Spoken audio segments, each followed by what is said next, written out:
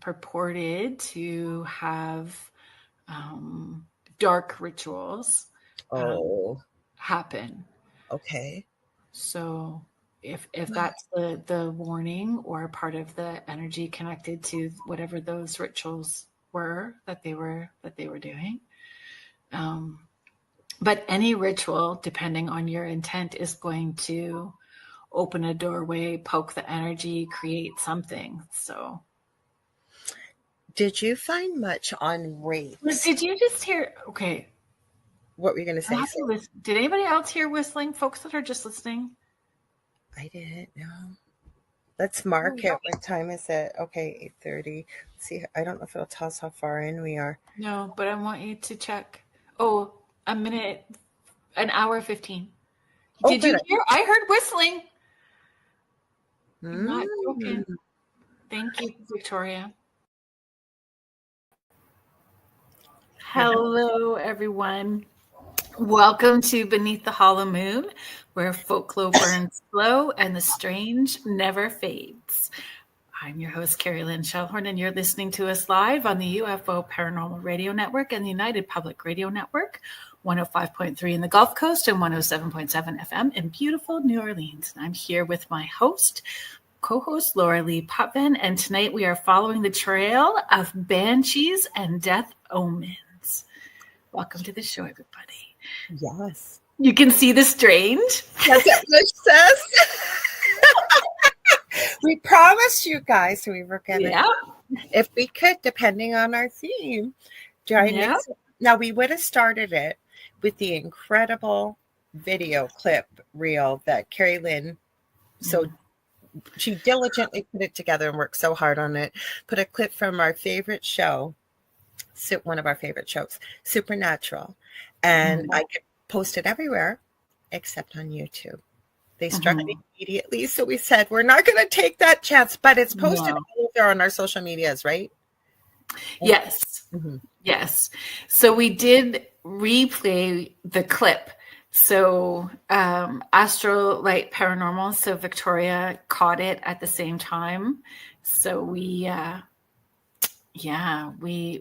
clipped it so that you guys could hear it. If you want to play it again, there are a few whistling sounds, and that was sort of like the idea, right, that we had. It's well, if we look close, I'm supposed to be like an owl. I don't know. Does it look like an owl? And it's supposed to be a black cat, but I kind of went with the Catwoman thing. So omens of death. So you guys know reference too, because you mentioned it, and it's amazing that it was caught and clipped. And I think you did that, Kerrilynn, did you not? Or was it Victoria that did it? That clipped it? Yeah. Me. Yeah, I thought so. So that is from last week's show when we were talking about creatures of, mind creatures. And if you didn't hear it, please go back. There's always a replay of the show. 3 whistles happened during the show. I didn't hear any of them. You were the one that noticed, and you said Victoria noticed it, right? Yeah, it was super fun. And we've had like orbs and different EVPs happen during the show. So I think that when you just get right into it, like dressing up and having fun, that it helps trigger those kind of responses. So, black cats and owls are death omens for some belief systems. So,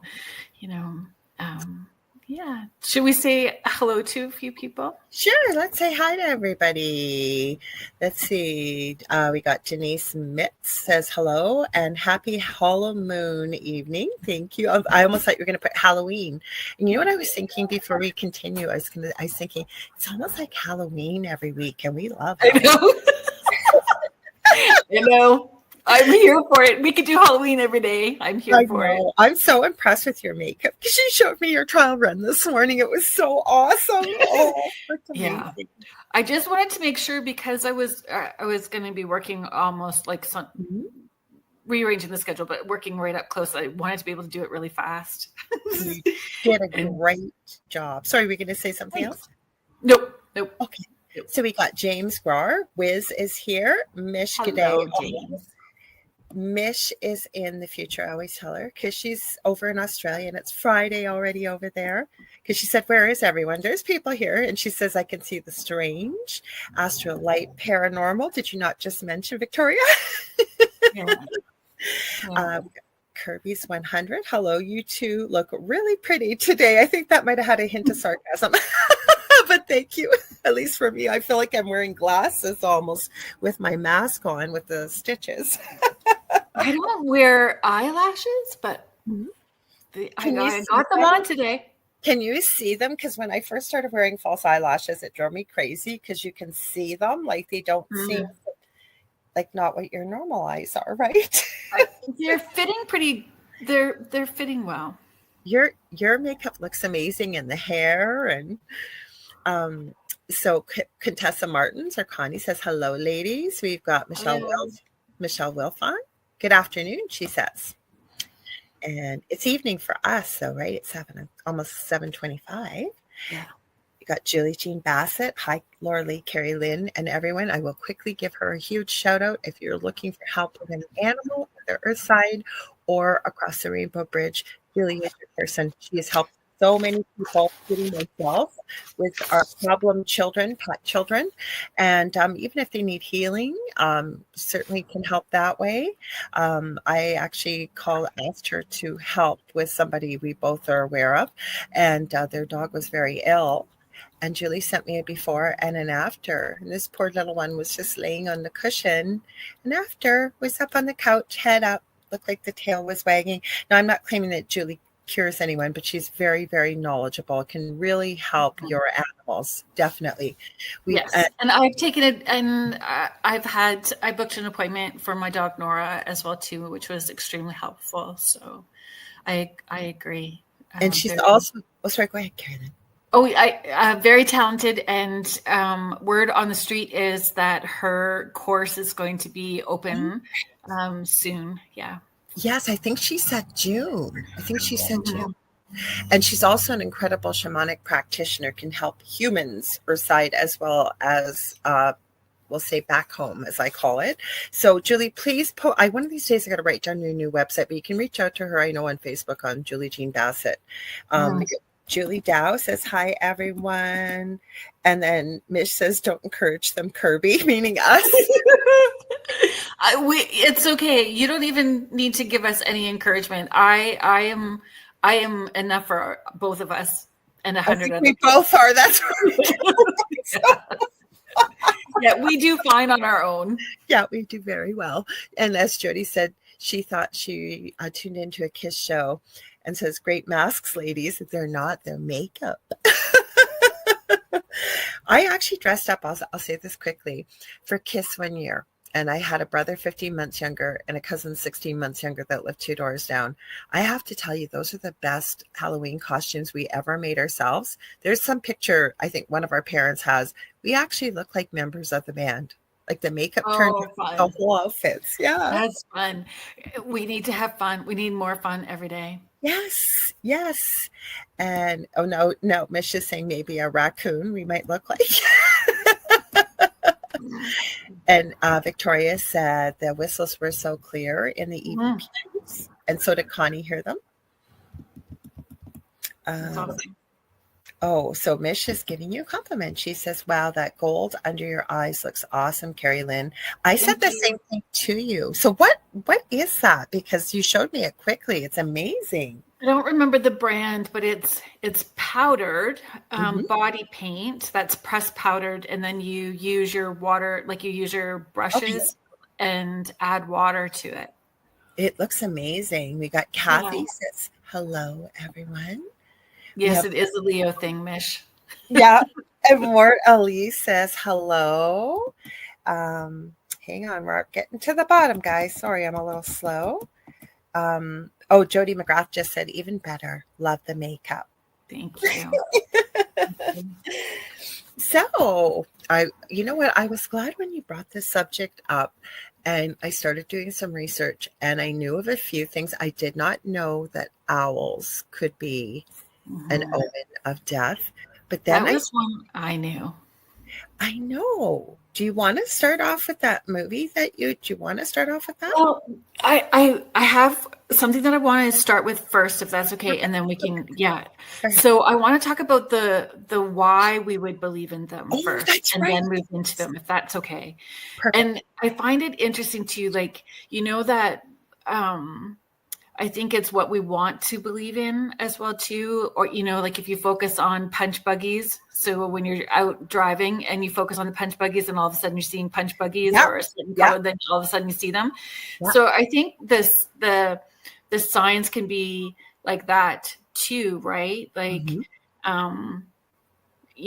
that you believe the 2 times that you see like that, or you hear the owl hooting. So you believe the 2 times that it actually happened, where you hear the hoot of an owl, and then in a short period of time, somebody dies, and you ignore the 20 other times that you hear the owl hooting, because it doesn't fit your preconceived idea or your belief system, right? So you ignore it if it doesn't believe. So I think there's some of that. Our cultural backgrounds as well too, right? What our cultural heritage. So we'll talk about that more tonight as well too, especially with the Banshees and the Irish folklore. So Miss, you're very right about this, because this is what I knew about owls. Yes. She says owls are connected to aliens. Yes, they are. And it's Mike Cleland who's really done a lot of work on that theory. His book is called The Messengers. Or Messengers. You're so smart. I don't know where you find time to read, because I have to have an audiobook plugged in and multitasking while I'm doing something else. I love reading. I'm a ferocious reader. I love reading. I just don't have the time, because what happens with me, if I get a good book, I will not put it down. Like, I won't even stop to sleep. Like, I remember when one of the last Harry Potter books came out, we took the kids to, in Canada here, we have Chapters Indigo, and so like Barnes and Noble or the other big chain bookstores around the world. And the kids had a ball. We went to, it was a big party for the launch of the book. And I was married to my first husband at the time, so he let me read it. I think I read for 3 days straight, like barely came out of the bedroom except to go to the bathroom, grab something to drink. I would be the same. I've been this way since I was a kid too. The kid underneath a blanket with a flashlight reading way past when you're supposed to. Yes. Yeah. Books they're an out for me. Just I'm not having to think about what's going on around me. I just learned some little tricks, and like, for example, with videos, and it was from one of the true crime channels I follow, Grizzly True Crime, because we often said exactly what you just said, Mish. Oh my gosh, both of you, where do you find the time to do all that you both do? Thank you for that. But you take little tips and hints. So she had mentioned that she does all her research at usually 2 times the speed, or 1.75. So now I always do that. Yeah. And multitask, right? I'm doing something, got something in my ear, but I agree. Sometimes you just need to just escape, and if there's nothing better than a book. Yeah, agreed. So more of, thank you. Thank you. We are grateful for your support, and for everyone. It's you really do make these emotional connections with people online, and they do become this extended part of your community. And we're very grateful for you guys. Yes.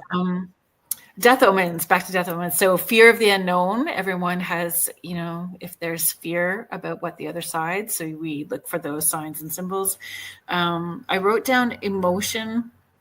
The emotional impact of grief.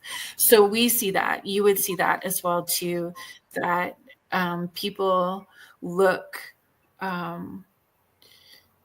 for signs they may have missed, or for signs after somebody has passed, looking for, trying to help process the grief or explain why that happened, right? Looking for those signs. So that's another reason why people would, and honestly, it just makes for good storytelling. TVs, movies, books, all of that, and we're going to talk about that tonight too, in the different ways that those death omens show up in folklore storytelling, movies, books, all of that stuff. Where do you want to throw your would you rather? Do you want to say that? Well, we can start whenever you want. Do you want to share that with them? Because Heidi Gall, we both waved to her, and she said, "You both frighten me, but you look." So I thought it was a cool one, so I'm going to share with you guys if you can. I know a lot of you followed in when you see that we're live. Kerrilynn makes the bestest reels. She's the one that came up with our background with the two of us. She's really good at that. And I'm repeating myself for those that were here early, but it's an incredible reel. We've shared it all over, and it has to do with the omens tonight. Oh, thank you. And what happened was there was a supernatural clip, and we hemmed and hawed over it, and I got dinged on YouTube I didn't get punished for it. They just wouldn't publish it. It was as a reel. So check it out, you guys, because it's really excellent what you did. Another one you hit out of the park this week, and I appreciate that, because you were worried about the poll. So just so you know, there's a poll on there, and we were going to do the poll, but you had a better idea. Yeah, so you guys can think about it. We'll bring it up again halfway through. You guys can think about it, and we can talk about it again. But would you guys rather see a death omen and be able to prepare, or never know it's coming and live worry free? I love it. Did you vote? Oh, that's awesome. I'm glad you did. Sure. And Wiz says, was told that if you see an owl during the day, something bad is going to happen. Interesting. Hi, Karen. Welcome. Hi, Karen. So I thought we'd start, because when we came up with the idea, it was Banshees. And so do you want me to share a little bit of the information I have? And then let's start with Banshees. That's great. Okay, so Banshees connections to specific families and modern sightings. So this originated in Celtic folklore, and what they're talking about, the research I was doing, and feel free to chime in, Kerrilynn, it related to higher nobility families that the Banshee would appear, and it could appear as a beautiful. Oh, thanks, Mish. Have a good day at work. Have a good day. And it could appear as a very beautiful woman, lots of times like an old hag, always covered sort of with lace and blood, but it seemed to affect certain families. So what I'm going to read here is fact in Irish folklore: the Banshee doesn't wail for everyone, or keen. That was the other word for it. She's often, so I got to make this bigger, often tied to specific families with ancient Gaelic lineage, particularly those with O or Mac surnames like O'Connor or McCarthy. Her wail is said to be a private lament for the family's bloodline, not a public omen. So I'm in trouble then. Our family would be in trouble. That includes my Scottish grandma's last name. I'm Scottish too. I'm French, English, and Scottish. Well, my dad's mom was from Belgium, so Flemish. I always hate saying that because there's always jokes about Flem when I say it. And we thought we've got some did you know facts, but there's so many. So there's one right below here I thought I'd share, if that's okay with you. Yeah, of course, please. Okay, as recently as May 2020, posts on X, what used to be Twitter, reported eerie wailing sounds in rural Ireland attributed by locals to banshees during the quiet of the pandemic lockdowns. While likely explained as fox cries or the wind, these modern claims show the banshee legend persists, especially in times of crises. Speaking of foxes, do you want me to show that video? So while you load up that video, right? Okay. I'll read the did you know about banshees in pop culture? So we've been talking about supernatural, which is know, for us, right? Yeah, I got some banshee videos too, but hang on, I gotta find. Yes, Jody, you two need to watch out. Okay, next time we're doing our Pioneer Cemetery crawls, if there's an owl that hoots, we're both in trouble. So did you know on May 20th, 2015, an episode of Supernatural, so season 10, episode 22, featured a banshee-like entity, and it sparked a whole bunch of online discussions of whether not banshees were real and if they could be psychic omens rather than just death predictors. Go ahead and read a few more because it did not upload for me like it was supposed to. Everything else did. I checked it, but that one didn't. So give me 1 sec, guys. It won't. Here it is right here. It'll take me 2 seconds to have it up. So do you have another fact there, Kerrilynn? Oh, yep. So, but I'd be interested to know if anybody in the chat has thought about that as well too. If it's a psychic predictor of death rather than just a wailing spirit. What are your thoughts? Have anybody have their own stories too of hearing a wailing or the keening women? That would be interesting. But you know what I found that was interesting, and I couldn't understand kind of why people were so frightened at first. I knew it always was an omen of death, but I had sort of thought that there was more to it, but there wasn't. It was the fear of the impending death. Like I didn't know if they harmed anyone, and they've never been recorded to harm anyone. They're just an omen, right? And I don't think they've had like, we're not finding videos. People aren't seeing, there's no like accidental clips of them.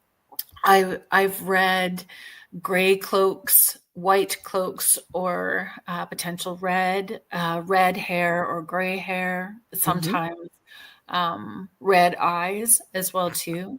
So I'm not sure if that's culture or if it means something different for each one as well too. Well, I have a video too, because we have quite a few different videos as well, but there's one from the Philippines, and they called it a banshee. It's a woman, it looks very ghostly, but it looks like a woman in white, and she actually levitates up to the trees. And then they still called the other one, they saw another woman spirit in red with red glowing eyes, and both of them they called banshees, but I don't recall hearing them like cry out at all. So do you want me to show this, speaking of foxes? Yeah. Okay. Yeah. It's small. I'll try and make it bigger, guys, for you. But the debunking video? Well, kind of. You'll see. Hang on. I want to make sure the volume's on. Okay, volume's on. Good. Okay, we might have to read what it says on the screen. You want to hear a real banshee wail? You want to know where banshees came from? I mean, aside from Ireland? You can't tell me that this is not the origin of the fucking banshee scream. Right here in my goddamn backyard in Missouri. Every fucking spring. Sorry about the language, guys.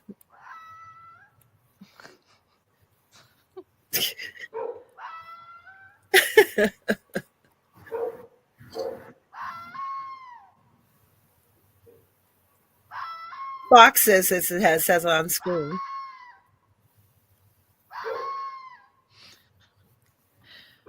It's horny foxes.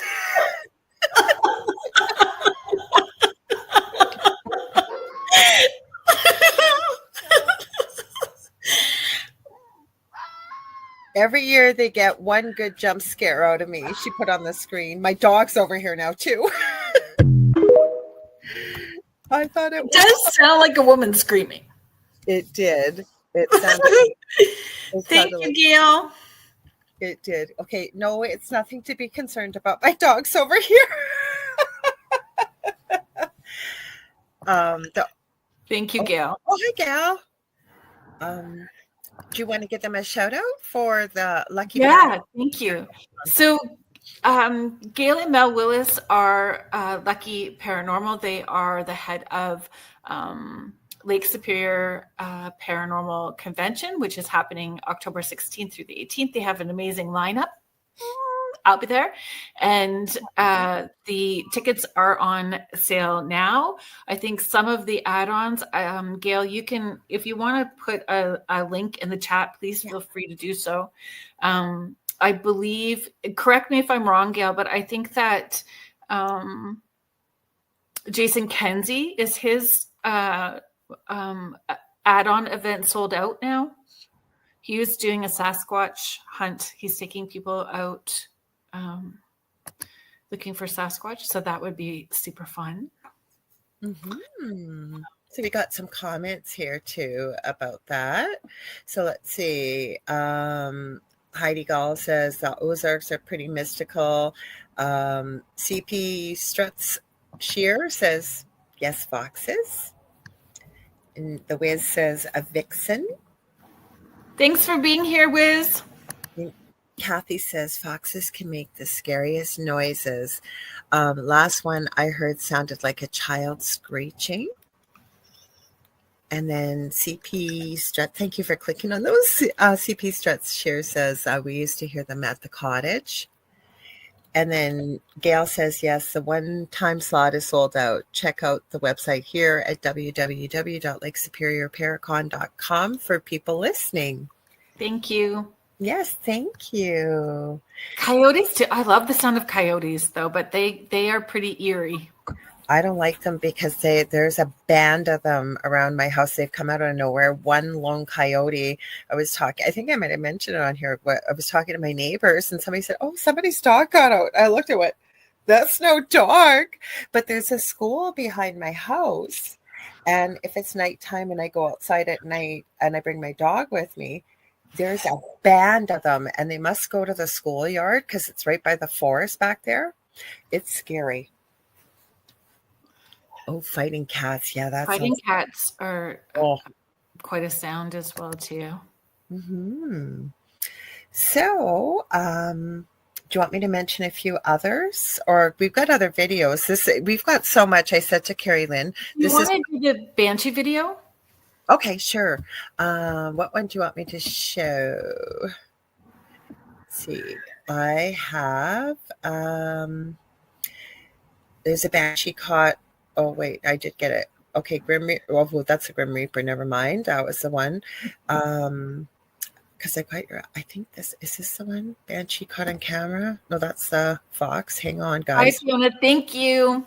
Give me a minute. Fiona's just saying I absolutely love this.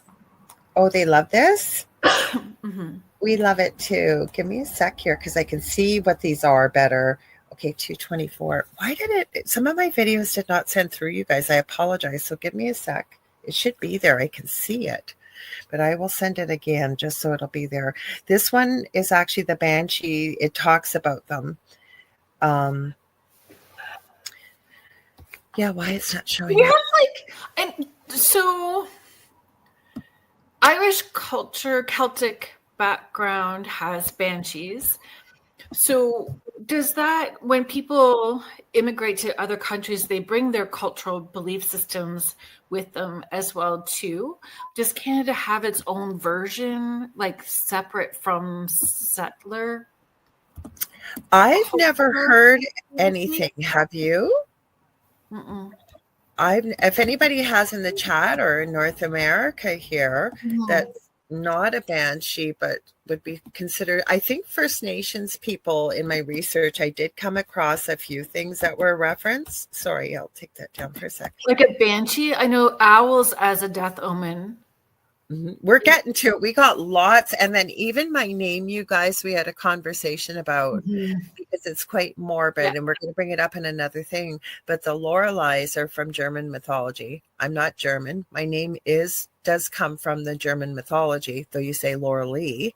And they were sirens singing their songs, luring sailors to their death. So not really a death omen, but still a little bit connected to the story. So here's the ones I got. It's a little bit longer video, not that long. It's about 2 minutes, I think. So this talks about banshees. So give me a sec here. And this is the one towards halfway through. It'll show you the Filipinos. A banshee is a female spirit in Irish folklore. Oh, sorry. I was trying to make that bigger for you guys. Come on. You don't want to click for me, you silly thing. Here we go. Heralds the death of a family member, usually by screaming, wailing, and shrieking. The following videos claim to have captured her on film. Recorded in 1966 in Balmore, Ireland. A possible banshee captured on film running behind the gentleman during the commemoration of the 1916 Easter Rising. It's hard to see. They slow it down a bit.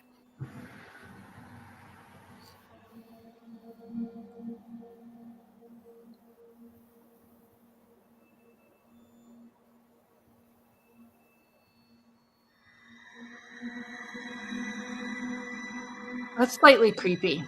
I thought Sent so. to And me from the by 60s. Joffrey Dabi in his town of Brunei in Malaysia. Sorry, Find a Malaysia. terrifying banshee up Might in have the been jungle close. trees where she had been Okay. screaming. In the second part of the video, she has no legs or feet and levitates up into the trees. It's hard to Di see. pohon You guys, kelapa, but Ki. they're gonna get Kinal. closer. Lihat teman-teman. Ki, itu bahaya nggak, Ki? I wonder if I can pause and do this. I think there's Oh, touch. yang penting jangan mengganggu gitu. Sorry, they had captions. I don't see them, but there was Aduh, Ki, captions kok on this. di atas pohon kelapa, Ki. They're talking about the banshee up in the tree, but you'll get to Iya, see teman-teman. what it does when it goes up. Di atas pohon kelapa.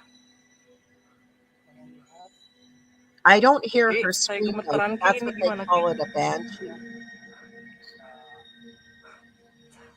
Ki, jelas banget, Ki. Ya ampun, Ki. You can see her as they Ki, close di it. atas, Ki. In the second video, you can see the banshee has no legs and then levitates up into the trees. But you don't hear a scream. In another video, they catch a red banshee with glowing eyes. See, Do you want me to stop it, Kerrilynn? Did you want to say something? just that's what they talk about, right? Like red Yeah. cloak, gray cloak, white cloak. This one crazy you long can hair. see. This one's got glowing eyes. Look at the eyes. Thank you for watching Texas Ghost Hunters. Okay, there we go. So it didn't scream. Oh, sorry, I gotta close it. Sorry, guys. My computer's not cooperating today. So it didn't scream, and it was interesting. Sorry, I completely screwed that up. It's not the Philippines, but it's from Malaysia, and they were calling it a banshee. Interesting. That's what I thought. I thought it was really odd that they were calling it that. So, Sherry Madigan, thank you for being here. She's sharing. They say there's a banshee type lady on Bell Island, Newfoundland. Oh, so that comes back to that question or comment that I had said earlier, like settler culture, because would that be settler culture? Was it something that was already in Newfoundland or on Bell Island before people came over, right? And then, like when we were talking about this and the amount of stuff that we found, I said we could call this episode 1, because I bet we won't even get to most of the things we've listed. Do you want me to list them and then we can go through them so people can get an idea? Lots of Irish here. Yes. Sure. Yeah. Okay. So we'll list them and we'll see how far we get down the list, because we've got a lot to talk about. And if not, I think there will be probably another episode at some time about this again. Connie did say, aren't banshees witches? That's what I was told growing up. So I didn't think that they were witches either. So I wasn't sure if they had been human before and then had tragedy and became the wailing woman or the keening woman, or if they were dimensional. The thing I will add with the research that I did, it seems that the banshee idea did indeed originate in Ireland and Celtic folklore. But as you just saw from our video, Malaysia has what they call a banshee. We didn't hear the scream. So I think it may depend on where you are culturally or geographically in the world, because even when you take, say, angels and demons, every different culture, every different religion may call it something different or have a different concept, but still the main idea still is exactly what you may believe an angel or demon. And then, so yeah, that was what Contessa was sharing, aren't banshees witches, and Heidi is sharing, I thought that too. And so then is one story becomes like the telephone game, right? So if it gets shared and passed down and embellished or dropped in different bits. So again, whatever you're told in your belief system and geographically, is the story different geographically? Again, if there's influences with religion as well too, I would think that would play a factor in it. We've got Tao Wander over on Instagram. So hello and welcome.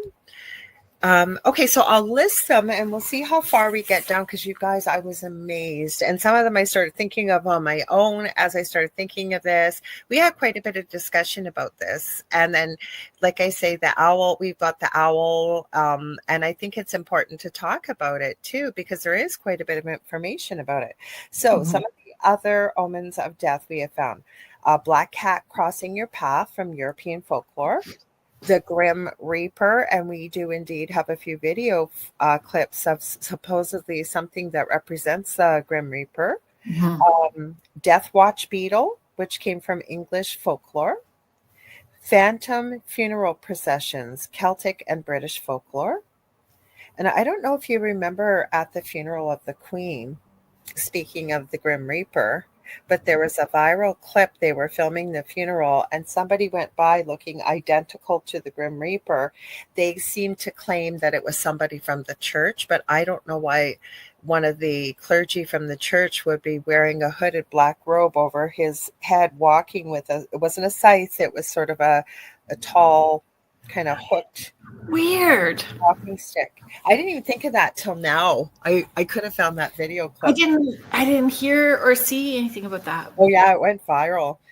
The doppelganger, German folklore, and in my previous haunted home, there was a doppelganger of myself twice. I have two things, and also female. I think it was the same spirit, female shapeshifter.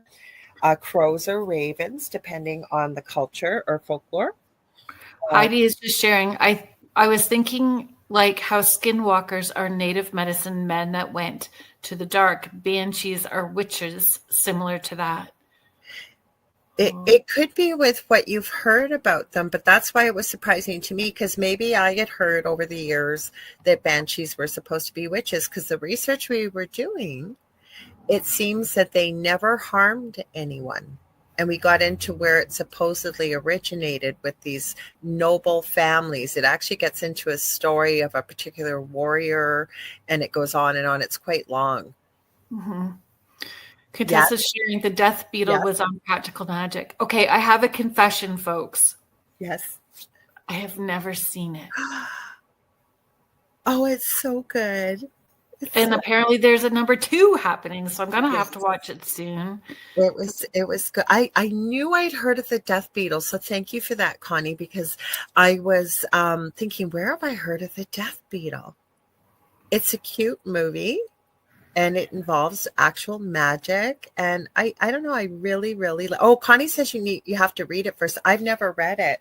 Sherry said I'm up for that. I'll read it first, and then I will let you know when I'm done reading it, and then I'll watch it, and then we can come back and have a discussion. We'll have a Practical Magic evening. Oh, that'd be cool. Well, we were kind of talking about that for the future anyway, so there you go. Yes, we were. So then we get to, after the crows or ravens, the white owl from various cultures. But my research also didn't just show white owls. There were barn owls. There were other owls. So, but mainly it started with the white owl. Yeah. Then Harry Potter fans, the black dog. Remember, it was called Then we have corpse candles in Welsh folklore. I'm going to define this because I had no idea what it meant. Mysterious lights or flames seen floating near a home or graveyard, believed to predict a death. In some tales, the candle's path traces the route a funeral will take. Then there's certain types of moths or butterflies from various cultures. I've also seen the butterfly as a sign from the afterlife too, that somebody's present. Oh yeah, that's usually how I seen it. But black moths, especially in Mexico and stuff like that, there's a lot of legend and lore about it being a death omen. A clock stopping. It says European folklore. Quick fact: a clock stopping Suddenly stopping or striking on an unusual number of times, for example, 13, was thought to signal a death in the household. This was especially noted in Victorian England. This one I'd never heard of, the Anku from Breton folklore. So I think it kind of goes hand in hand with the banshee when I explain it. It's a skeletal figure or shadow driving a cart, collecting souls of the dead. Seeing the Anku or hearing its cart creaking is a sign that death is imminent for you or someone nearby. I wish I would have thought to look up that movie. There's a movie from the 50s put out by Disney, and it's got a leprechaun in there, and it talks about the banshee. And I could never, I'm going to screw this up, but the cart, the death cart, I think that accompanies the banshee after someone has passed. It's called the Claddagh, I think it's called, or something to that effect. No idea, but I'm supporting you. Yes, it is. What? Sounds great. Well, thank you. Heidi says she's never seen all the Harry Potter movies either. The books were better. Yeah. Way. Books made me cry, actually. I cried at the last book. Yeah, I did too. I did. Can I read Melody's? Melody, thank you for being here. Hi, Melody. Melody is sharing, my grandma in Ireland, when she was little, heard a banshee of death come for her father. It followed the waterway to her house. That was her story. Oh, wow. Thank you for sharing that, Melody. Thank you. Wow. Folks, if Mindful Jewelry and Crystals in Sarnia, you can follow her on Instagram. She has a brilliant... Oh, is that Melody? Yeah. Oh, cool. Okay. Awesome. So then we have 3. The Coachman of Death. Is that maybe what she was just sharing? Yes. But they called it the Anku. So it would be the skeletal figure or shadow driving a cart. No, it didn't say that in my research, but that's what it made me think of. Right? Exactly what the Wiz just said. Heidi, call attention of a toddler most of the time. Yeah, I'll join you with that one. I'm the what squirrel, and you coined the phrase squirrel brain. Squirrel and Red Bull. Squirrel brain. Okay, then now this was interesting because I had heard of a different meaning for this. 3 knocks, depending on your culture. Yeah. So did you find anything as to where that started? Like, No, it just said various cultures, and it says hearing 3 distinct knocks with no apparent source is a widespread death omen, especially in Western traditions. It's often said to signal that someone in the household will die soon, and I'd never heard that. No. I had always heard, we've heard what 3 knocks mean, right? If you're in the paranormal. Right, Heidi, that's what we were saying to you, like mocking the Trinity. But Contessa is sharing that she's heard of the knocks as well too. My German grandma used to say, like, if you put your shoes on top of the table, I don't know why people would put shoes on top of the table, but if you put your shoes on top of the table, that it meant somebody was going to die. And I'd never heard that one either. So, Victoria's saying from Astrolight Paranormal. Hi, Del. We see Del in the chat. She's heard that too. Was that about the shoes or the knocks, Victoria? I'm guessing probably the knocks, right? 3 knocks. So I had never heard that before. So hang on, I'm just checking Instagram. Hi, Del. Okay, so then we have. Oh, I'm going to screw this up, guys. I think it's the Keowin. It's C as in cat, Aoin as in Nancy. Comes from Scottish Gaelic folklore. It is similar to the banshee. The Keowin is a keening or wailing sound heard before a death, often attributed to a spectral figure mourning in advance. Have you heard of that one? I've never had either. No. Oh, so Sherry says shoes on the table were bad luck, she had heard. Contessa String knocks on your front door. Oh, wow. Oh, shoes were always said to be bad luck on the table. You are going to know all of the wives' tales and stuff like that coming from the East Coast. Definitely. Okay, then there's a couple there's a lot we have on owls, then crows too. Then I got into Middle Eastern and Asian culture. So white and black colors as mourning symbols. That's where the crows came in as I'm going through here. Hang on. So Chinese culture, it says just an omen. As I was looking at this, it says, oh, it's about crows again. So hang on, I want to go a little deeper because there are some things in here. I think I went too far down. That's what's going on here. I'm in my Did You Know facts. So give me a sec, guys. But there was a certain type of flower in Japan. I think it's Japanese. Here we are. It keeps giving me crows. I don't want my crows. The red spider lily? Yes, thank you. That was the sign. We had talked about this too. And I thought of this on my own as I was doing some research. And the Mothman, could that be an omen of death? Because when it shone up. Right? Yes. Anybody else think the Mothman? That's what I think. The Mothman was there. And I mean, the Mothman showed up in so many different places. Mm-hmm. Yeah, I think so. Apparently giving a clock is like giving a death gift in China. So I think that's kind of funny, though. I know that's be very inappropriate. Mm-hmm. that I find that funny. But if in China, it's the taboo. It's like giving a death. So giving a clock, bidding farewell to someone on their deathbed, right? Mm-hmm. Receiving a clock is seen as an omen of recipient's impending death. And isn't there like lots of people that end up getting clocks or watches as a retirement gift? Here you go. Or graduation. Like I got, when I graduated from university as a nurse, one of the gifts I absolutely loved as a nurse, you have an upside down clock that you pin so you can look down and see. What time it is instead of having to wear a watch. Right. So then all of you nurses were the harbingers of death. Here we go. I actually called myself that before. No, I was wondering, okay, so what would happen? I worked a lot in death and dying as an adult.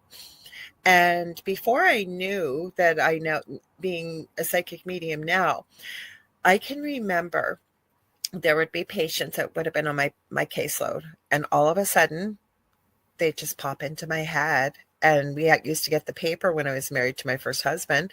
And of course, you look in the obituaries and literally, if I thought of them, they would be in the paper that day or the next day. So I remember early on when I was taking courses, asking one of my mentors, like, I used to say, oh my God, I feel like the harbinger of death. Like I didn't want to think of anybody because they'd end up in the... Okay, so... Could their spirit not have been, because a lot of times I can tap into somebody's spirit before they've actually died. Yeah.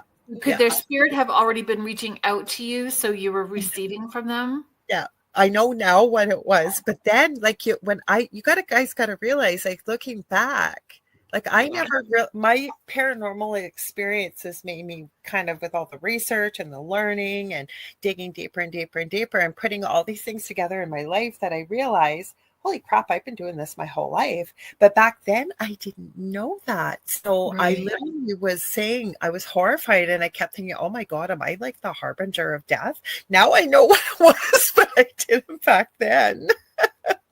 But what a nickname, harbinger of death. I think maybe we need to make hoodies and t-shirts. Oh, I like it. Our friend Varla Ventura in her store online, I think she still has it. She's got onesies for babies that says changeling on it. I always thought that was so cool. Oh, that's awesome. I'm just going to catch up some of these comments. So Heidi's sharing, crows and ravens are fairly known as bad in most cultures, right? Yeah. So I'm not, as death omens maybe, but I've never seen them as bad. I love crows, Sherry Madigan, Mothman, absolutely. So lots of people. Contessa Martin saying same thing. Mothman for sure. Clops stopping. Contessa received, clock. A watch, a clock, yeah. A watch, yeah. So, love crows and ravens. Okay, Erin, this is pretty interesting. Okay. So Erin is sharing, I had a wicked dream the night before my grandma unexpectedly died. My tongue split in two. I've never had this dream before or ever again. It was wild. I wonder if it was an omen. I would say yes. I would too. And you know what? I've over the years with the Angel Rock, I've had this lady that her whole world is doing dreams over in the UK. She's quite well known. I always forget her name because she has such an unusual name. But I loved what she had to say. Like she said, dreams were a normal thing in their home, talking about dreams every day at the dinner breakfast table, lucid dreaming and what have you. But I loved her advice that she gave people. And I say the same thing, that the only person that will know what something means in your dreams is you, by keeping a record of it. Because I always say, even if you look at a dream interpretation journal, none of them are the same. Either someone's channeled it or gone through and picked out bits and pieces of research, or you know what I mean?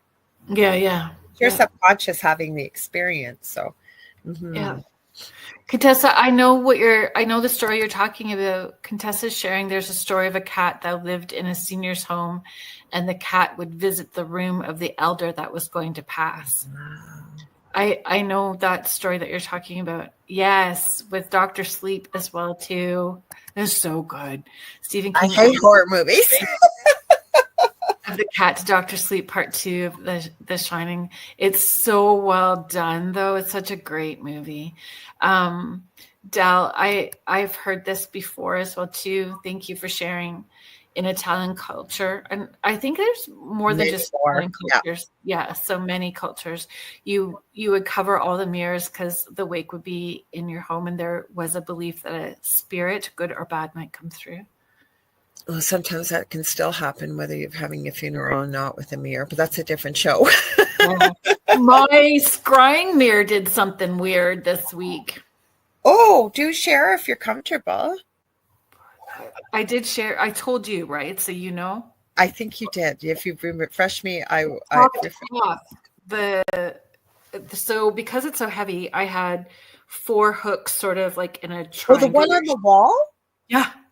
I think it was your scrying mirror. Holy cow! Yeah, that's my scrying mirror. It unhooked and came off on one side. While I was you showed me exactly. Yeah, because it sits over off the shoulder on that wall where my thumb is pointing, and it unhooked off of one of the hooks. Yeah, like, and the hook didn't, like, from the weight of it, didn't bend. You can see it had to come. Because the hook's still there. Like, I think, was I talking to you or was talking? Yeah, because I pulled it off the wall to show you what it looked like, and then I peeled paint off the wall. Damn it. I hate when that happens. Right. I just stuck it back so it's like a puzzle piece, and I put it right back on, so you can't even see that I did that. Know. I'll deal with it another day. That's how I handle things too. I'll deal with it when my coffee's had coffee and I feel like I've got the energy and bandwidth for it. Exactly. So Connie says Jewish people too. Yes, you're right. Before we get started I finally found the spot where I had everything, the Japanese and the China omens and stuff. Do you think maybe we'd want to do our station ID? I always forget because we have such great conversation. I do this on the Angel Rock all the time. I forget. If you are just joining us now, thank you for being here. You are listening to Beneath the Hollow Moon with hosts Lorilei Potvin and Kerrilynn Shellhorn, and you are listening to us live on the United Public Radio Network and the UFO Paranormal Radio Network, 105.3 in the Gulf Coast and 107.7 FM in beautiful New Orleans. And if you would like to, we have all kinds of new shows on our network. It's ever growing. I know that there's a new show before Father Sean's show. So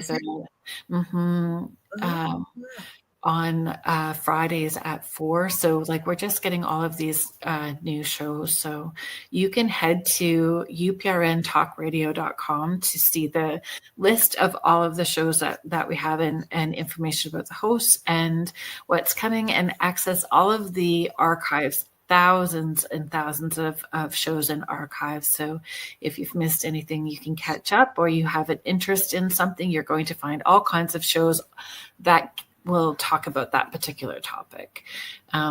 If you would like to follow us on our other shows as well too, because we each have another show on the network, you can follow Lorilei Potvin on Monday nights at 6 p.m., correct?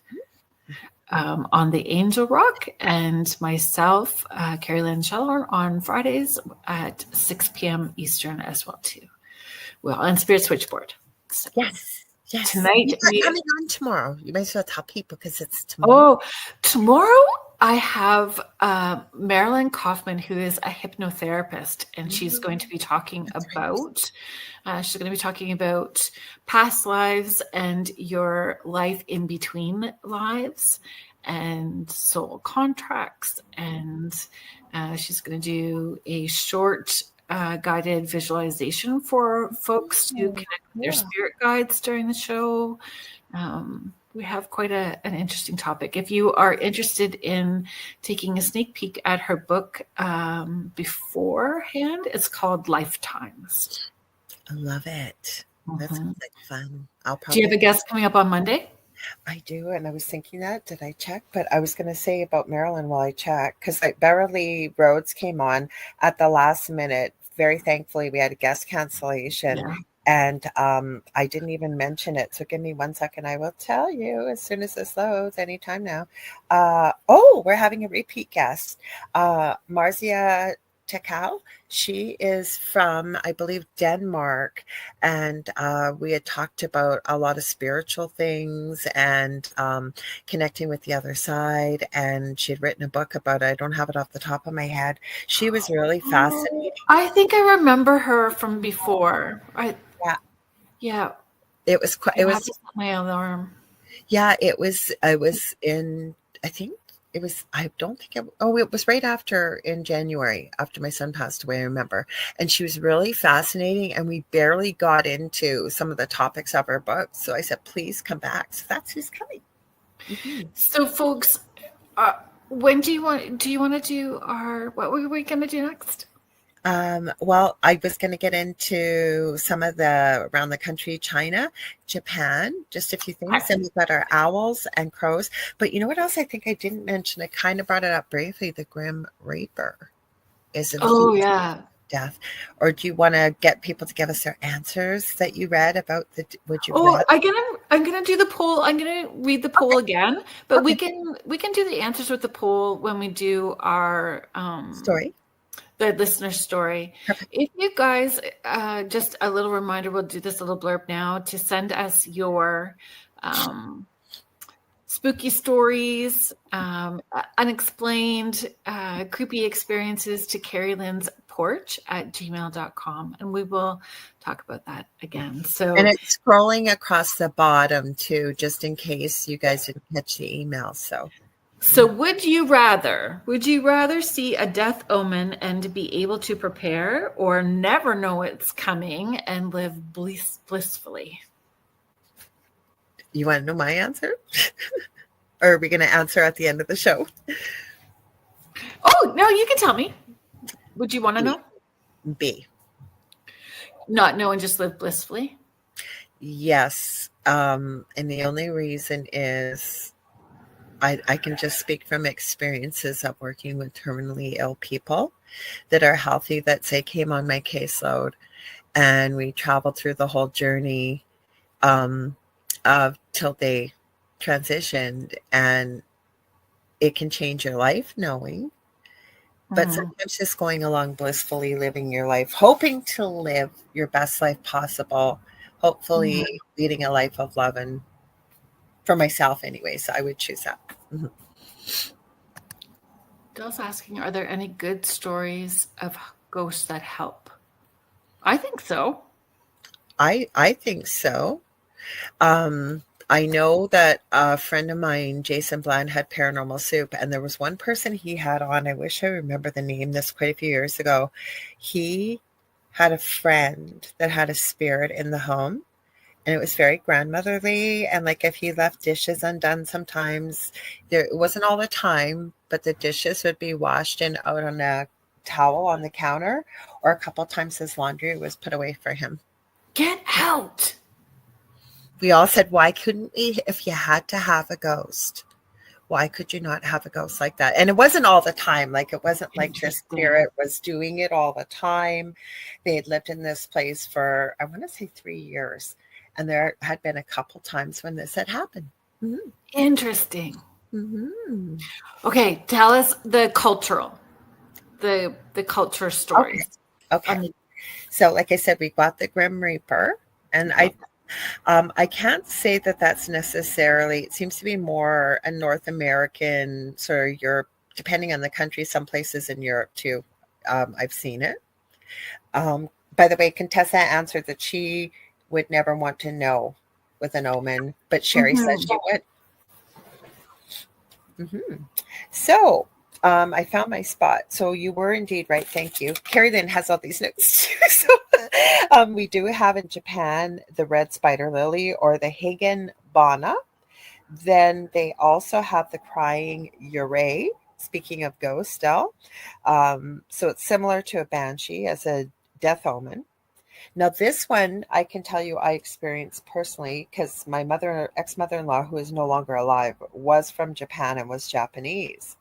The number 4 and its combinations is considered extreme bad luck and a horrible omen of death. I had no idea. I didn't either. I couldn't understand what it was all about.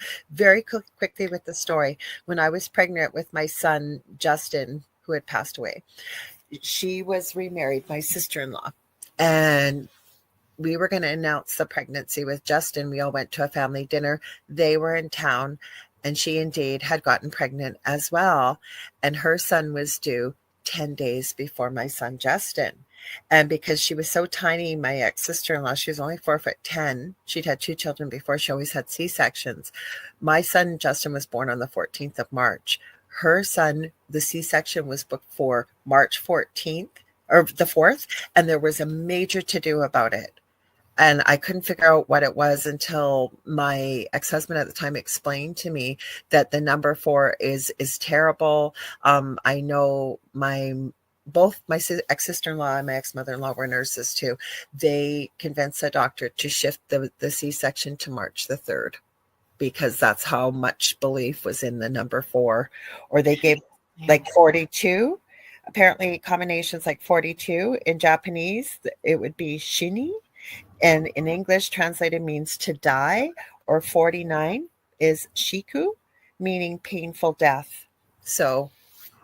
Wow. So, but then do we create that? Do just so many people put that energy because they believe into it? They've created that. I think all of these things, right? Mm-hmm. Now, I shouldn't say all of them, because I have to agree with you. Connie said, I also heard about 444. Mm-hmm.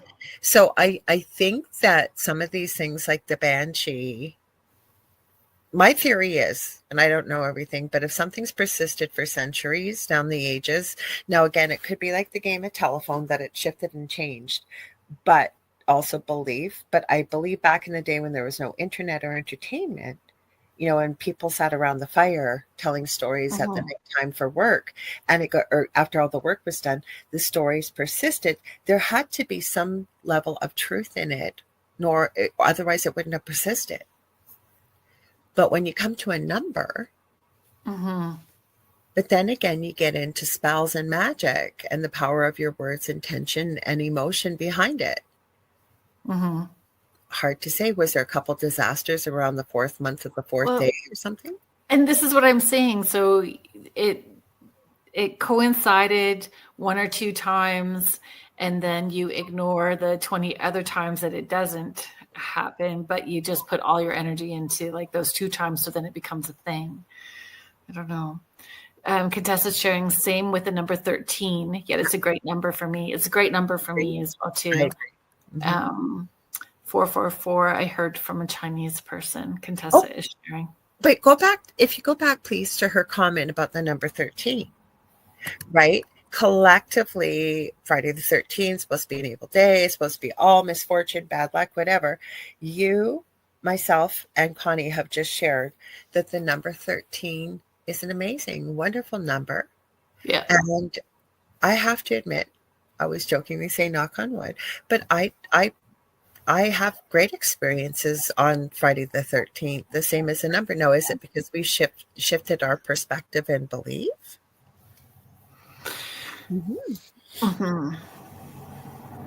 Sherry was born on Friday the 13th. So was my ex-husband. Was he?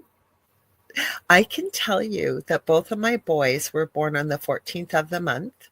My eldest, I was in labor for 5 days straight. And they broke my water late into the night of the 13th. The 13th. And that wasn't so bad. But with my, still my ex-husband was worried about my eldest being born on the 13th. My second child, they put me into labor on Friday the 13th. They broke my water after they had induced me. And he was just beside himself had our son been born on the 13th too. I didn't care. I was ready to have a baby. I didn't care. Get that baby out. No kidding. Yes. So my oldest son was born on the 4th of July, actually. Oh, that's cool. So is it about perspective too? I think so. Sherry Madigan, I was born on Friday the 13th. Yeah. Dell is sharing, I love the number 13, but it deals with the killing of the Knights Templar. Oh, I didn't know that story. Well, one show, maybe we'll have to do the Knights Templar and all that stuff and the stories behind it. We just talked about our next thing of shows. We got some great things coming for you all. Okay, this next one, are you going to read the next one? Oh, your daughter, Victoria, from Astrolite Paranormal, her daughter was born on the 13th as well. So rather than getting into the crows, I'd love to dig into a little bit about the owls, would you? I know, but I like that. Can I read that one then? Yes. I just want to read the crow's call. Because I think that Connie and Heidi both talked about crows. If somebody else did too, I apologize. So it says in Chinese tradition, but there has to be more than that. I think it's more than just that. So a single crow's caw or its appearance near a home is a powerful omen of bad luck or impending death due to its black plumage and scavenging nature. A murder of 5 or more crows is an even stronger sign of illness or death in the family. I don't know. I see crows and I'm like, oh, it's here to be my friend. Yeah, but the sign, in my previous home, when I had that dream and it identified itself as a demon and gave me its name, its animal form was a crow. Wow. And it said, every time you see a crow or a raven, you'll know who it is. And Del will swear to it as well. Every morning, and we had security cameras. It's about 9:30 in the morning. One particular crow would hop up the stairs, go up the railing. It knew where the security camera was, and it would turn and look right in. And we would get tons of crows when there was activity. I don't have a bad feeling about crows, though, because I think they're so intelligent and incredible birds. And then you see it in TV, movies, books as well, too. The same. Do you want to do the did you know with that? I'm not sure. Okay, well, do you want me to read? I got a handy here. So yeah. With the crow's call, it says, did you know during the ghost month, and we're talking about China right now in Chinese tradition, during the ghost month, which is the 7th lunar month, often August, but with preparations in May. Now they must have a different type of calendar than we do, because August is the 8th month here with our calendar. It says crow sightings are especially ominous. On May 20th, 2023, a social media post, and says it came from X, from Shanghai, described a flock of crows circling a village, followed by a reported death, amplifying local fears during pre-ghost month rituals. Interesting. So there's a lot of crow comments. Contessa is sharing, for me, they are messengers. Every morning I see and hear the crows, and I greet them and ask what the message for me today. What is the message for me today? Love crows. They're so smart. I love that in every way too. And aren't crows the one that bring gifts, or is it ravens that bring gifts? Crows that would gift. But you guys can correct me. Astrolight Paranormal. I woke up one morning with a crow sitting on my window ledge, staring in at me. And did you say hello to anything back? Did you get creeped out? Did you think about, is this the harbinger of death? How did you go about your day? I want to know the rest of the story. I have questions. I have questions. What did you have for breakfast after that?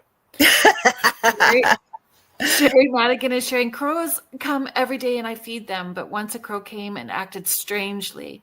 Later that day, I found out my uncle died. Wow.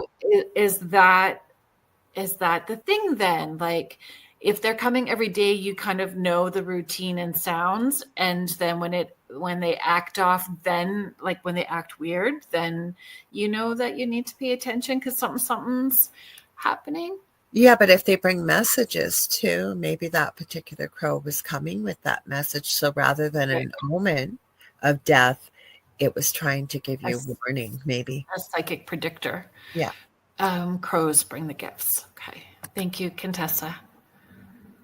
Oh, Sherry Madigan, they brought me a shiny button one day. I know you watch those videos of people making friends with the crows. I'm like waiting for my crow BFF. They can talk. They can talk. Some people have taught crows to talk. Like they're not like a parrot, but they can mimic some words. Oh, crows are my spirit animal. Plus, crows never forget your face. Apparently, if you do something awful to a crow, they tell everybody about you. And I've heard that. Mm-hmm. I've heard that. Oh, that's true, Del. I forgot about that. Odin had two ravens. Huggin and Munnin. Thank you. That's my friend Carol's names of her cats. Oh, I like that. Uh-huh. My youngest son's father, it's his tattoos as well too, Huggin and Munnin. Oh, cool. Sherry said it only took a few years. LOL. To get the button? That's so funny. Well, still, they brought you a button. They like shiny things because you always hear, is it magpies that like shiny things? Yes. So. Yep. I like that. So, okay, I know that. So, if crow is your spirit animal, are spirit animals always just one?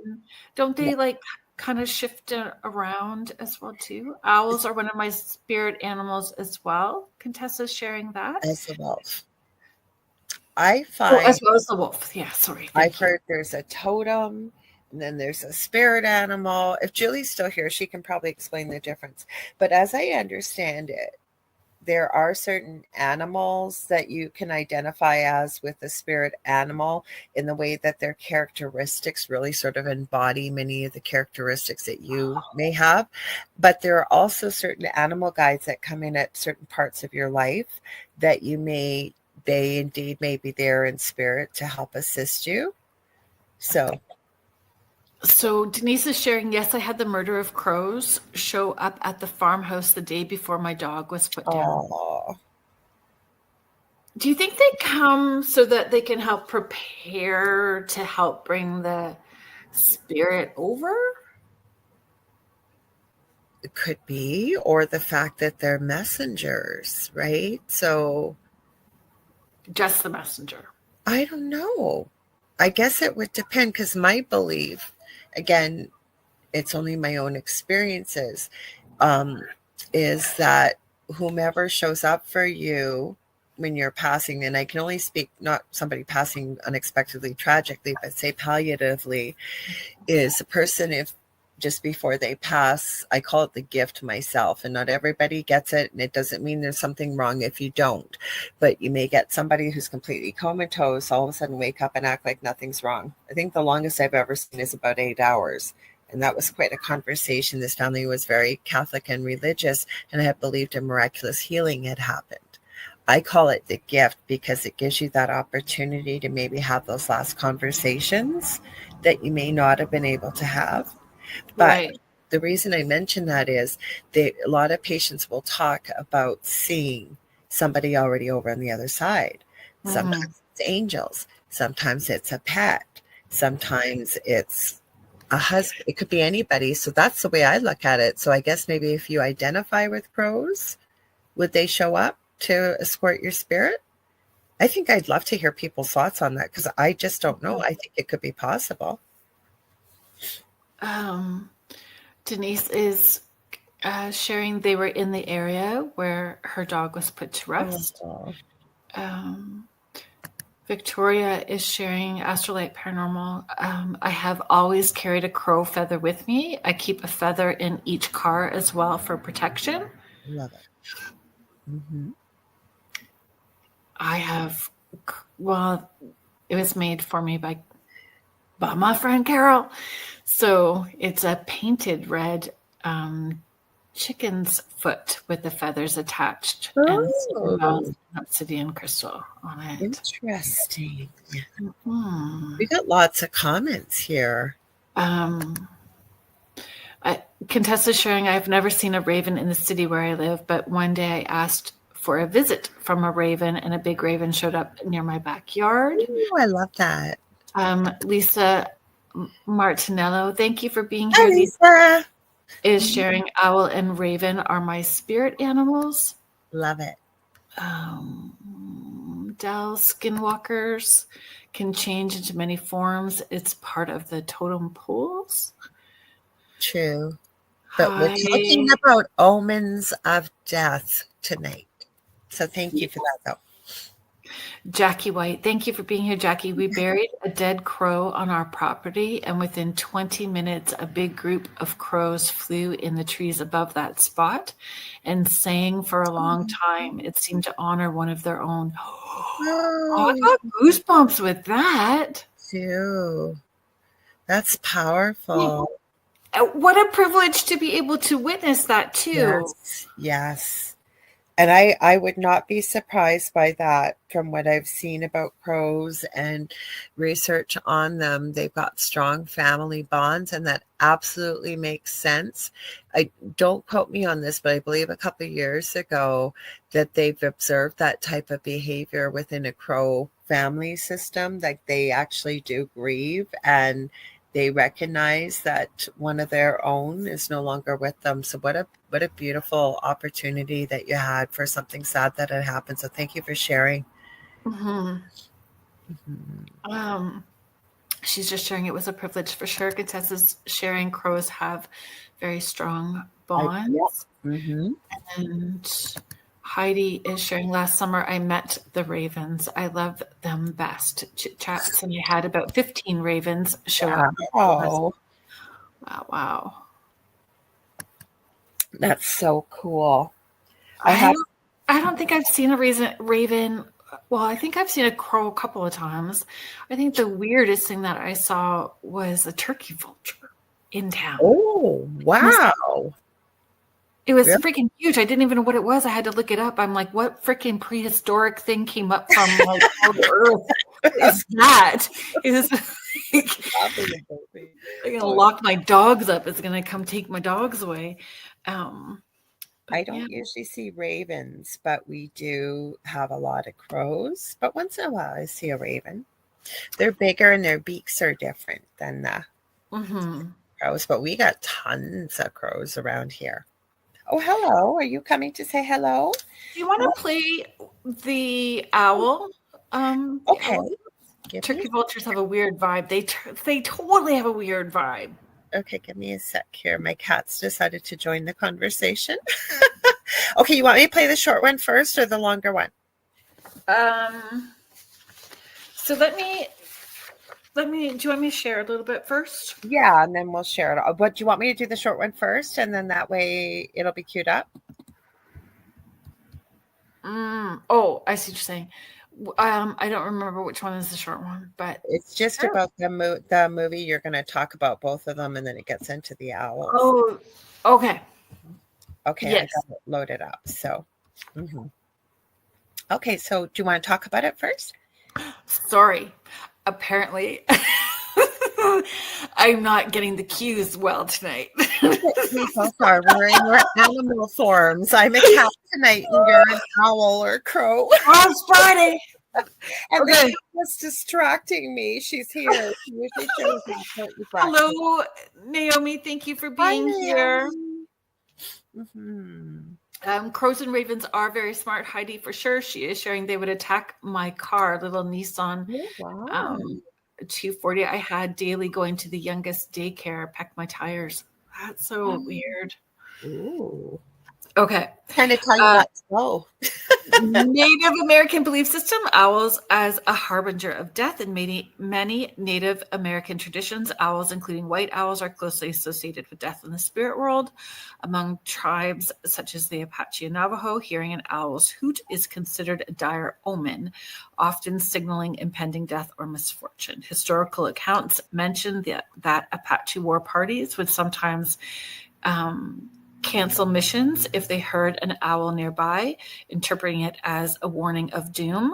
And I want to add, like, sometimes you hear owls in connection with Sasquatch and Bigfoot as well too. Like, so is it a warning? Is it the Sasquatch mimicking the owl sound? Is it owls? Is the owl an alien, which we're going to talk about again in a minute? But I even got the owl's cry in Mesopotamian. Can't say that tonight. Ends in an N. And Islamic lore. They look at it as an omen as well. Oh, you're sitting on my light, sweetheart. The cat decided to park her butt right on my light. That's what Del said. Yeah, Naomi. Oh, thank you, Del. So he's just answering Naomi's question, what the cat's name is. Her name is Stevie. I did not name her. She indeed is named after Stevie Nicks. My son named her, but she prefers Stephen Nicole. And every time I tell you guys, she is such a little brat. If there's trouble at my house, she's in it. There, Julie shared about the ravens and things. Ravens, here, I'll highlight it for you quickly, and then we'll get into the owls. Ravens are the only bird that's a threat to eagles. They get on their back and bite their necks. The eagle flies high, so the raven loses oxygen and falls off. Well, that's an interesting fact. Interesting. Okay, Celtic folklore, the white owl as a death warning. In Celtic traditions, particularly Irish and Welsh folklore, the white owl is often seen as a messenger of death.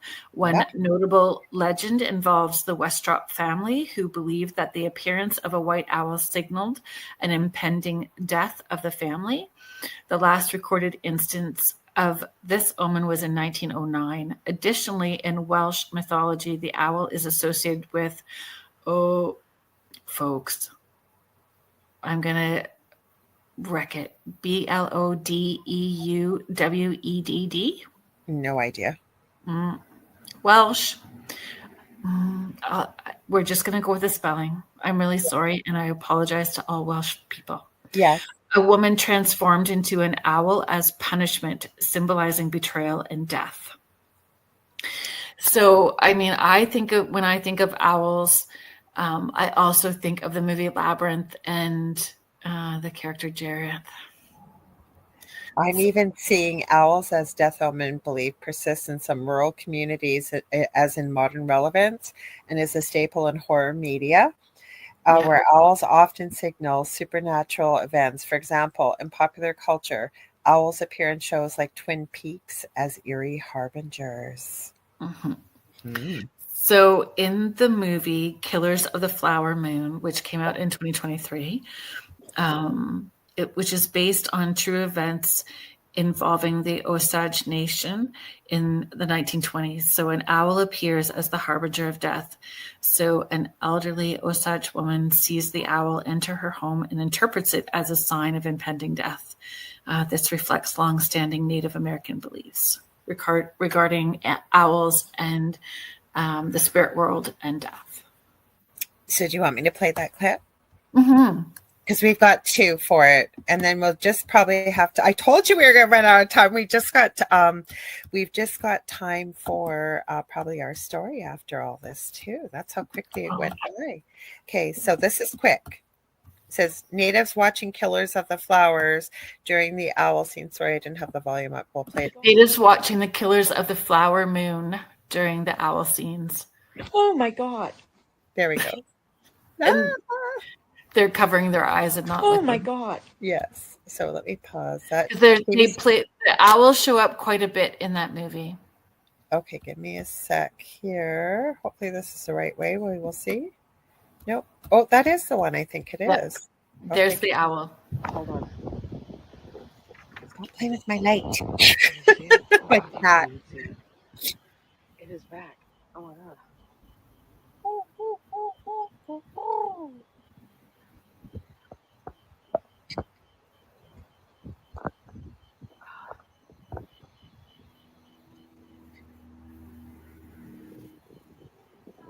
Why are you scared?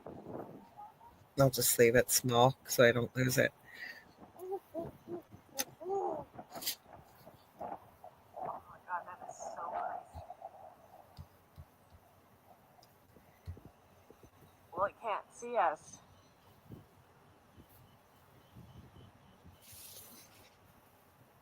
That is the craziest shit I've ever seen. Why is it letting me record it like that? That is wild. Yeah.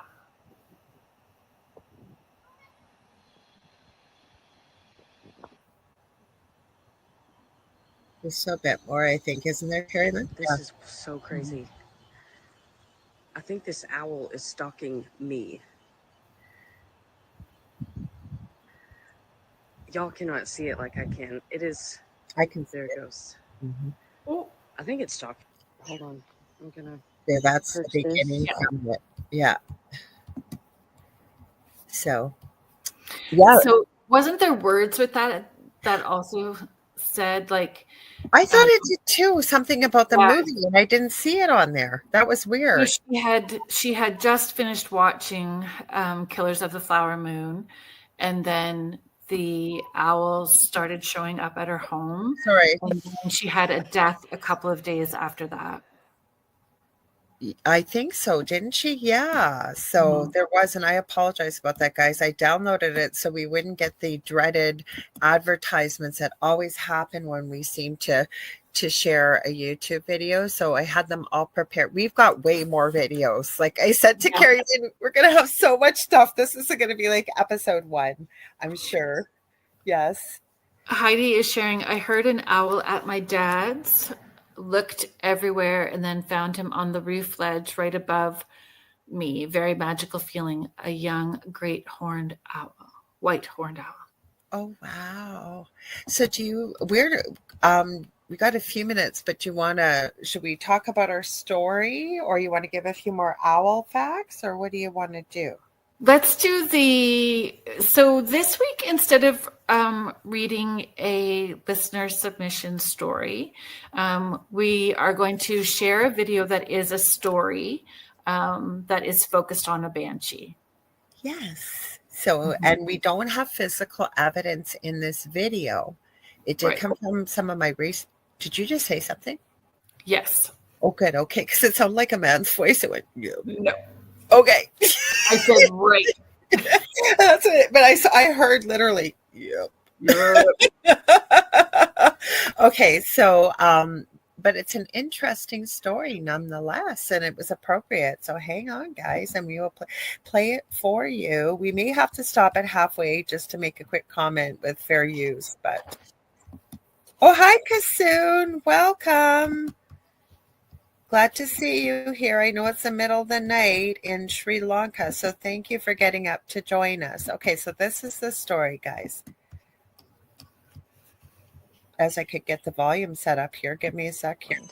Megan never believed in the paranormal until it begged for her attention. Megan and her boyfriend Mikey had just moved into a flat in Aberdeen, Scotland. It was small, but cozy.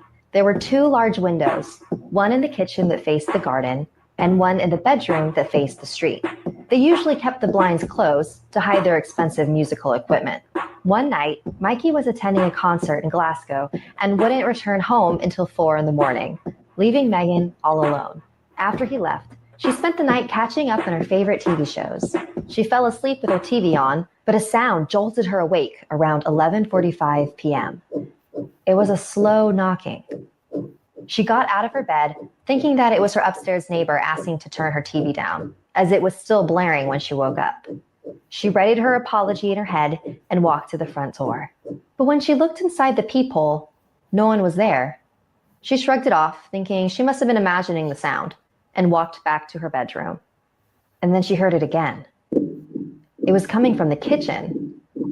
She must have forgotten to close the blinds that night, because when she turned on the light, she was face to face with a woman in the window. She was wearing a dark overcoat, and her long red hair hung around her face like seaweed. Her mouth was twisted up into a terrifying grimace, showing the few rotten teeth she had left. Megan knew what this was. Her grandparents told her the stories when she was little. That was no woman. That was a banshee. In Irish mythology, a banshee is a female spirit who lives by the river.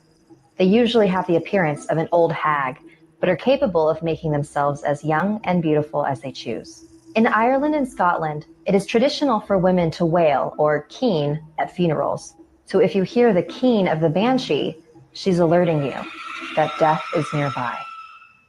"Let me in," the banshee croaked, her strained voice echoing in the walls. "I've been hurt." But Megan didn't believe her. She was now tapping louder on the glass. I'm gonna get you some help." "What kind of fucking woman are you?" Megan ran to her bedroom and dialed the police.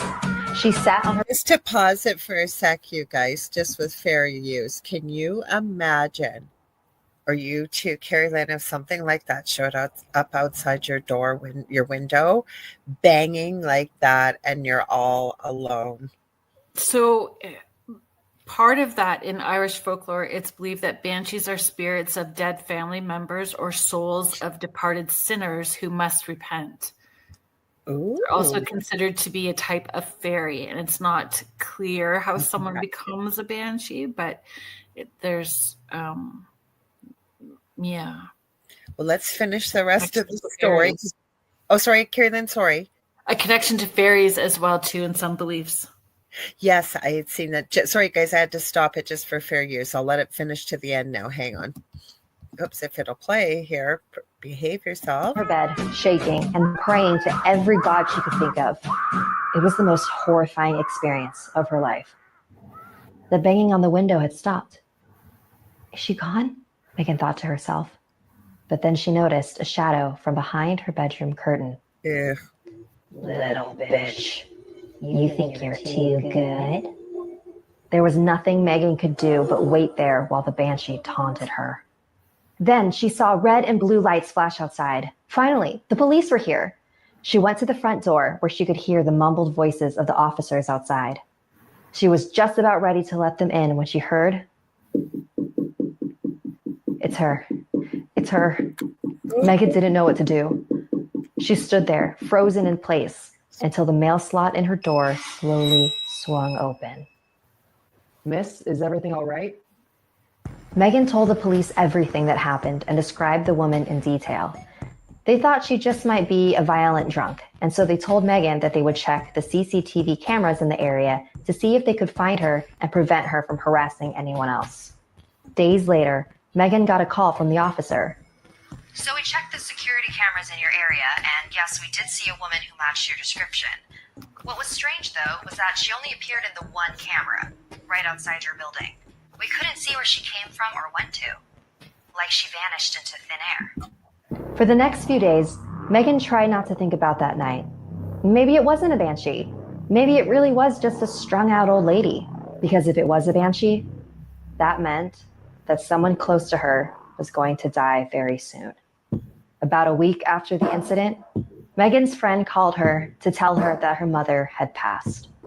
Whether or not it was just a coincidence, Megan didn't want to tell her friend about what she saw. What if there was something she could have done? Ever since that night, strange but subtle things continued to happen in that flat. Megan's wind-up music box would suddenly begin playing when no one was near it. Lights would flicker on and off. The water in the bathroom would randomly turn itself on. Centuries ago, when a well would overflow, it was a sign that a banshee was near. It didn't help that these things only happened when Megan was home alone, leading Mikey to believe that she had a wild imagination. And maybe that's exactly how the Banshees want it to be. And there we go.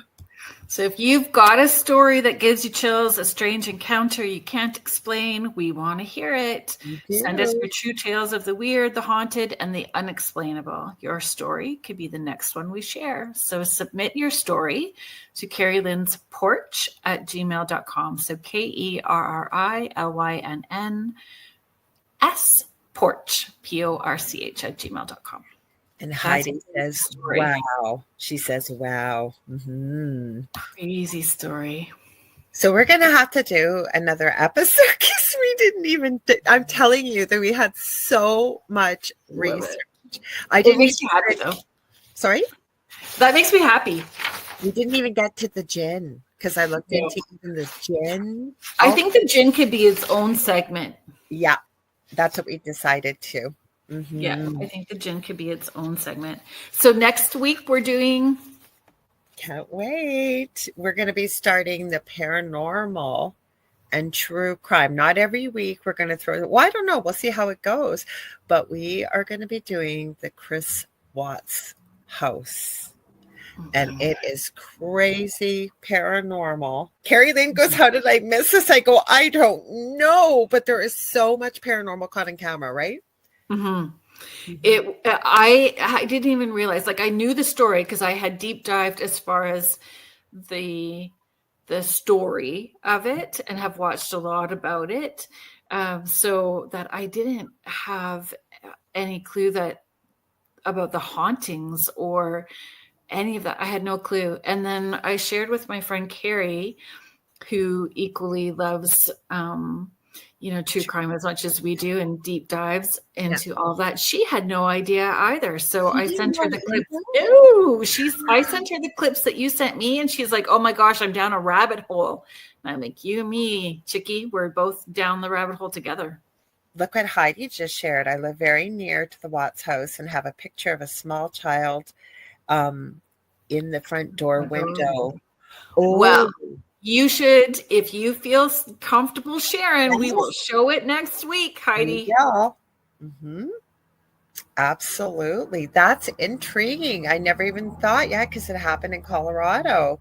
Franco TV on YouTube. The video I sent you, it was just two paranormal brothers that do paranormal stuff reviewing some of the footage, but I don't know how the heck Franco TV catches this. I truly believe he does not fake things because he has streamed live, but some of the things he has caught on camera with the paranormal, and he wasn't planning on investigating at the Watts house. He went to pay tribute, and he got some things there. Mm-hmm. Mm-hmm. Yeah, I had no idea. And some of what's interesting about the footage, to give you a little bit of a teaser, is a lot of it that we looked at so far was caught by somebody not involved with the paranormal, but police body cam footage that was released to the public. That's where a lot of it was caught. Mm-hmm. So where can they find you on Monday? You can find me on the Angel Rock, 6 p.m. Eastern Standard Time, Marzia Takao I think that's how I say her last name. I'll have to look back. I apologize. I always check with my guests before I have them on. She will be on, and you can always get a hold of me on social media or facebook.com/AngelRock if you ever want to reach me. How about you, Kerrilynn? Tomorrow night, you can find me here on UPRN Network with Spirit Switchboard and my guest, Marilyn Kaufman, hypnotherapist. We will be talking about past life soul contracts. She's going to do a short meditation visualization to help live listeners connect with their spirit guides. It will be a fascinating conversation. She wrote a book called Lifetimes. So, yes. Thank you, everybody in the chat, for hanging out with us tonight. Thank you for all your comments and your questions. Thank you for being here. We appreciate you. You guys help make the show what it is. Stay tuned for Michelle coming up next too. The Outer Realm. Thank you to the United Public Radio Network and the UFO Paranormal Radio Network, 105.3 in the Gulf Coast and 107.7 FM in beautiful New Orleans. So thank you for joining us on Beneath the Hollow Moon. And until next week, step back into the shadows, and whatever you do, do not follow the whispers. We love you. We'll see you next week and at Kerrilynn Show tomorrow. All right, guys, stay tuned for Michelle. Good night. Night.